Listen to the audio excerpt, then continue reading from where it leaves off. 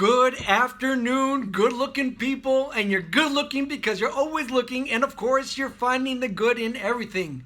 We are getting closer to Shabbos, we are getting closer to Shemini Atzeret and Simchas Torah. So let's do the Hayom for the 22nd of Tishrei. This Hayom is comparing Rosh Hashanah to Shemini Atzeret and Simchas Torah. Essentially, the 48 hours of Rosh Hashanah, of where we were in shul davening and remorseful and looking in a time of judgment, we can accomplish the same exact thing that we did in the 48 hours of Rosh Hashanah that we can do in the 48 hours of Shemini Atzeret and Simchas Torah.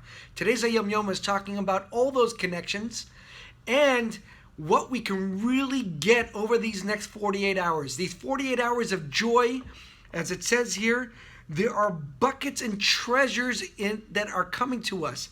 And if we open our eyes and we look for it, we will get them. The Rebbe Rashab says, in the next 48 hours, one can draw buckets full and barrels full of treasures, both material and in spiritual. And this is accomplished through the dancing. So Shemini Atzeret, Simchas Torah is all about joy, it's all about happiness, and it's about drawing down these blessings.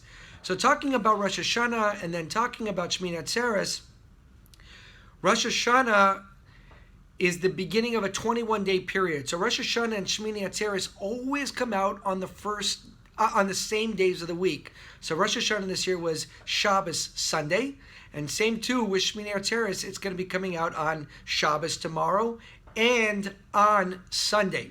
Now there's 21 days between Rosh Hashanah and Shemini Atzeret. The quickest fruit that gives, or the quickest item or fruit that blossoms is an almond. An almond takes 21 days from beginning to end to bear fruit. This is the time where we are able to absorb blessings on a very expedited basis. Almost, it also compares it to the Birchas Kohanim, the priestly blessing. Also, those blessings come to us very quickly. So the blessings that are coming to us now on Shemini Atzeret and Simchas Torah, they're coming quickly, they're coming massively, and we need to be alert and aware that they're coming to us. And they come to us again through joy, and they come to us through dancing and happiness.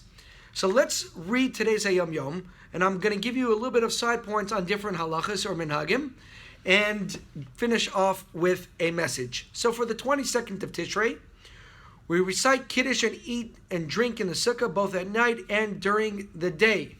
So Shemini Atzeret, very interesting. There are different traditions out there of what to do with eating and drinking in the Sukkah over that first 24 hours. Some people don't eat and drink at all. Some people just make Kiddush, but don't eat.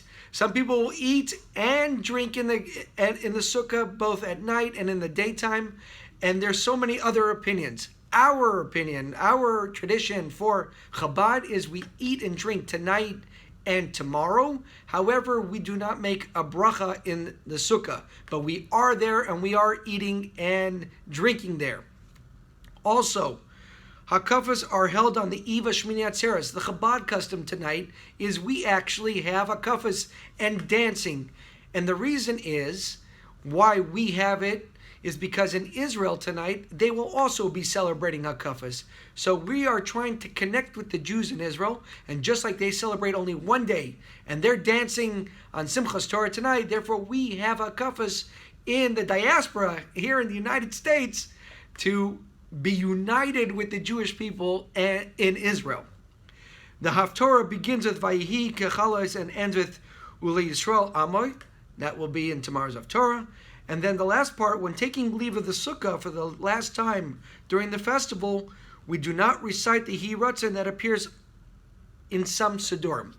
So tomorrow, the last day for those that eat in the Sukkah, in some Sidurim, there's a Yehi Ratzon, like a goodbye to the Sukkah with this Yehi Ratzon. The Chabad custom is we do not say this Yehi Ratzon. However, it is our custom to say goodbye to the Sukkah. So tomorrow, in your communities, you will have hopefully a farbrengen by somebody's home or in the shul, of course, 6 feet apart, and saying goodbye to the Sukkah. So let's regroup here. These next 48 hours are amazing. You need to be excited. You need to know it's the time of happiness. It's the time of enjoyment. And knowing by this enjoyment, by this dancing, by this excitedness, this is what brings all these blessings. The same effect that we did in the 48 hours of Rosh Hashanah is what's going to come to us over the next 48 hours. And as it says here, there are bucketfuls and barrels full of treasures, both material and spiritual. So open up your arms, get excited. They're coming to us, and it's going to be a great Yontif. Have a good Shabbos, Chag Sameach. I will try to get the last Hayom Yom for your Simcha Star out as well. Take care.